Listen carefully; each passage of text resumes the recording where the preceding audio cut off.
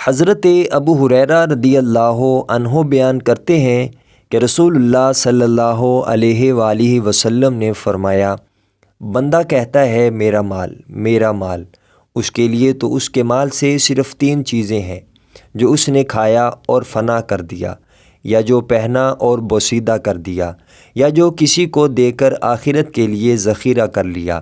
اس کے سوا جو کچھ بھی ہے تو وہ بندہ جانے والا اور اس مال کو لوگوں کے لیے چھوڑنے والا ہے۔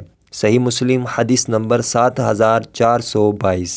حضرت ابو ہریرہ رضی اللہ عنہ روایت کرتے ہیں کہ رسول اللہ صلی اللہ علیہ وآلہ وسلم نے ارشاد فرمایا، جب تم میں سے کوئی شخص اس کی طرف دیکھے جسے مال اور جمال میں فضیلت حاصل ہے تو اس کو بھی دیکھے جو اس سے کمتر ہے جس پر خود اسے فضیلت حاصل ہے۔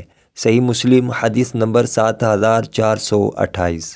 حضرت ابو ہریرہ رضی اللہ عنہ بیان کرتے ہیں کہ رسول اللہ صلی اللہ علیہ وآلہ وسلم نے فرمایا، بلا شبہ اللہ تعالیٰ چھینک کو پسند اور جمائی کو ناپسند کرتا ہے، چنانچہ جب کسی کو جمائی آئے تو جہاں تک ہو سکے اسے روکے اور ہا ہا کی آواز نہ نکالے، بلا شبہ یہ شیطان کی طرف سے ہوتی ہے اور وہ اس سے ہنستا ہے۔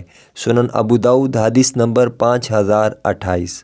حضرت ابو سعید خدری رضی اللہ عنہ سے روایت ہے کہ رسول اللہ صلی اللہ علیہ وآلہ وسلم نے ارشاد فرمایا، جب تم میں سے کسی کو جمائی آئے تو چاہیے کہ وہ اپنا منہ بند رکھے، بلا شبہ اس میں شیطان داخل ہو جاتا ہے۔